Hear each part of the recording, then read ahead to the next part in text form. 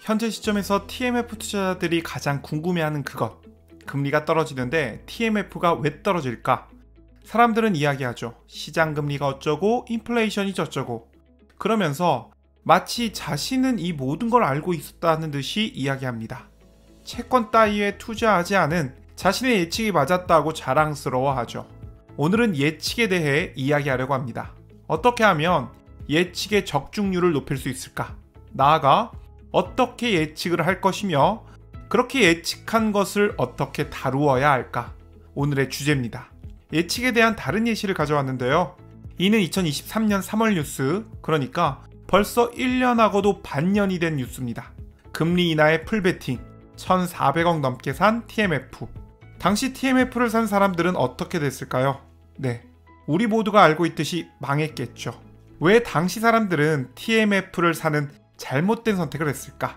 많은 사람들이 예측을 하려고 합니다. 당연하겠죠. 주식은 미래에 오를 자산을 사는 거니까. 그래서 많은 사람들은 매일 발표되는 각종 지표에 주목하고요. 이를 기반으로 인과관계를 분석합니다. 더불어 경제학자들, 유튜버들의 의견을 들으며 보다 합리적이고 논리적인 이야기들을 찾아다니죠. 그런데 그러한 분석은 사실 아무런 쓸모가 없습니다. 효율적 시장 가설이라는 게 있는데요. 모든 정보는 이미 주가에 반영되어 있다. 따라서 새롭게 나오는 정보를 이용해서 그 누구도 시장 수익률을 넘을 수 없다. 이 개념이 효율적 시장 가설입니다. 다시 말하면 시장은 너무나도 효율적으로 돌아가기 때문에 나만 알고 있는 정보, 나만 알고 있는 분석, 그런 것들로 수익을 낼 수 없다는 뜻입니다. 왜? 이미 주가에 다 반영되어 있으니까. 우리가 보통 이야기하는 인간 지표가 있죠. 예컨대 많은 사람들이 특정 주식을 찬양하면 고점이다. 따라서 사람들이 찬양하는 주식에서는 빠져나와야 돼. 이런 논리가 인간 지표에 대한 일반적인 논리입니다. 이 또한 효율적 시장 가설로 설명이 되는데요. 예컨대 1년 전 배터리 관련주가 한창 뜨거웠었죠. 더불어 배터리 아저씨의 인기가 한창일 때 이것이 인간 지표다 라고 말하며 배터리 관련주를 익절했을지도 모릅니다. 그런데 이것은 단순히 인간 지표, 이러한 다소 미신적인 개념 말고 효율적 시장 가설로 설명이 되는데요. 당시 배터리 관련주들이 보여주던 놀라운 실적, 놀라운 기술력, 그리고 놀라운 비전, 이 모든 것이 반영되었던 것이 당시의 주가였던 거죠. 이러한 기대감까지 반영되어 배터리 관련주가 크게 오를 수 있었던 겁니다.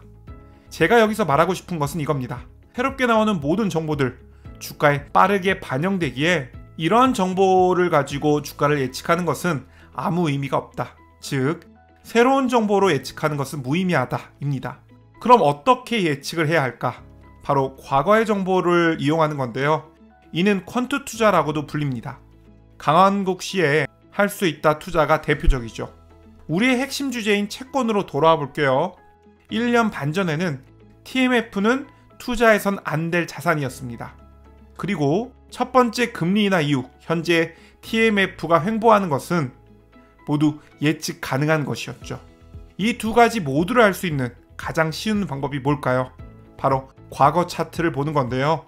TLT가 상장하고 우리는 두 번의 금리 인하기를 겪었습니다. 과거를 통해 미래를 예측해 본다면 금리 인하기에 TLT는 계속 하락했습니다.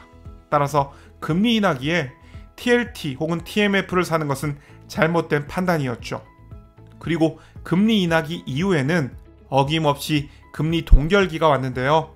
이 기간에는 TLT가 횡보했던 적도 있고 상승했던 적도 있습니다. 따라서 금리가 동결된 후에 최소 3, 4개월은 지켜보다가 투자를 시작하는 게 옳은 판단이었죠. 그리고 금리가 처음으로 내린 후에도 2006년에는 고작 10%, 2019년에는 25% 오는 것이 전부였습니다. 그런데 지난 8월 TLT는 101.6달러를 찍으며 저점 대비 23%나 상승했으니까 초기 상승은 끝났다, 이렇게 볼 수도 있었던 거죠. 만약 그렇다면 이제는 6개월 이상 지루한 횡보장이 이어질 겁니다. 과거 TLT의 차트를 공부했다면 현재의 횡보가 당황스럽지 않았을 텐데요. 충분히 예상된 시나리오였으니까 대비를 할 수도 있었겠죠. 그런데 많은 사람들은 이러한 논리를 싫어합니다. 사람들은 새로운 정보를 토대로 분석하길 원하고요. 확실한 인과관계를 원하죠. 더 똑똑하고 더 합리적인 판단을 하려고 노력하죠. 그런데 앞서 말했듯이 시장은 너무나도 효율적이기에 그러한 노력은 아무 쓸모가 없습니다. 자, 오늘 영상을 통해 여러분께 이야기하고 싶은 주제는 이겁니다. 미래 예측을 하고 싶다면 현재 나와 있는 새로운 정보가 아니라 과거의 정보, 즉 과거의 차트를 통해 미래를 예측하는 법을 배워야 합니다. 단, 여기에도 주의할 점은 있어요. 뭐가 문제야, say something. 과거를 통해 예측을 하려고 하더라도 확신은 갖지 말아야 합니다. 이러한 말은 사람들에게 환영을 받지 못하는데요. 왜냐하면 확신이야말로 마지막까지 가지고 있어야 할 최고의 덕목이라고 생각하기 때문이겠죠. 네, 확신은 긍정적인 측면을 가지고 있습니다. 하지만 제가 말하는 확신은 예측에 대한 확신을 말하는 건데요. 자신이 어떤 미래를 예측하고 있든 그것에 대한 확신은 갖지 말아야 하죠. 모건하우절은 그에 져서 돈의 심리학에서 이렇게 말합니다. 예상은 많이 하고 예측은 줄여라. 여기서 예측이란 무슨 일이 어떻게 일어날지 정확히 안다고 생각하는 겁니다. 우리가 예측에 대한 확신을 가지고 있다면, 정확히 언제부터 주가가 상승할지 알고 있다고 여긴다면 지나친 자신감이 생기겠죠. 그리고 위험한 행동을 저지르게 됩니다. 예를 들어 2023년 3월 금리가 한창 인상되고 있을 때 금리 인하에 대한 확신을 가졌던 투자자라면 TMF를 공격적으로 사모았겠죠. 그런데 시간이 지나고 자신의 예측과는 달리 TMF가 하락한다면 큰 충격을 받고 말겠죠. 더불어서 어떻게 대처해야 할지도 모를 겁니다. 반대로 예상이란 정확히 언제 무슨 일이 일어날지 단언하지 않습니다. 그냥 그럴 가능성이 높다는 것만 인정하죠. 예컨대 저는 한 달 전에 TMF를 매수하면서 TMF가 상승할 가능성이 높다고 생각했습니다. 하지만 저는 확신하지 않았죠. 그래서 올인하지 않았고요. 예상은 이렇듯 단 하나의 의견을 갖지 않습니다. 다양한 가능성이 있을 수 있다는 것을 인지하고 그에 맞는 대응 전략을 세워놓죠. 그렇다고 절대 미리 행동하지는 않아요. 특정 상황이 닥쳤을 때 그때 비로소 행동을 합니다. 따라서 저는 첫 매수가를 기준으로 3분의 1 토막이 나는 경우에도 매수할 계획을 세웠고요. 반드시 일어난다가 아니라 일어날 가능성이 높다. 하지만 그 반대 상황이 올 수도 있다. 따라서 어떤 일이 어떻게 흘러가든 전혀 놀라지 않고요. 더불어 미리 준비한 시나리오에 맞춰 행동을 할 수 있습니다. 우리는 내가 투자한 종목은 반드시 오를 거라고 생각합니다. 그래서 투자를 한 거죠. 하지만 예측을 하지 않는 투자자들은 크게 하락하는 상황이 오더라도 당황하지 않고 미리 계획했던 대로 매수를 합니다. 여전히 많은 사람들은 주식 위주로 포트폴리오를 구성하고 있는데요. 기껏해야 비트코인 정도를 넣어놓고 분산 투자를 했다고 생각하죠.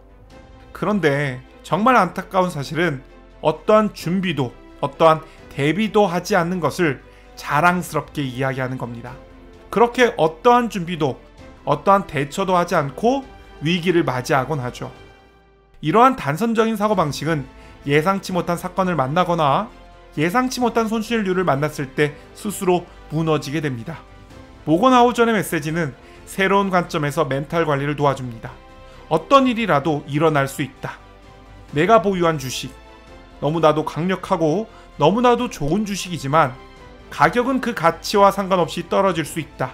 만약 그렇게 된다면 나는 어떻게 대처할 것인가? 이것이 모건하우절이 우리에게 주는 메시지입니다. 워렌 버핏은 말했죠. 절대 손해보지 마라. 손해라는 건 뭘까요? 워렌 버핏이 말한 손해를 보지 마라 라는 것은 모든 경우에 자신의 예측이 맞아야 한다 라는 메시지일까요? 저는 절대 그렇게 생각하지 않습니다. 손해를 보지 마라 라는 메시지는 자신이 틀렸을 경우를 미리 고민해 봐야 하고 그렇게 자신이 틀린 상황이 왔을 때 어떻게 대처해야 할지 계획을 세워야 한다는 뜻일 거라고 생각합니다. 그것이 어쩌면 현재 워렌 버핏이 사상 최고의 현금을 보유하고 있는 이유일 수도 있고요. 오늘 영상은 여기까지입니다. 여러분들의 성공적인 투자 기원합니다. 감사합니다.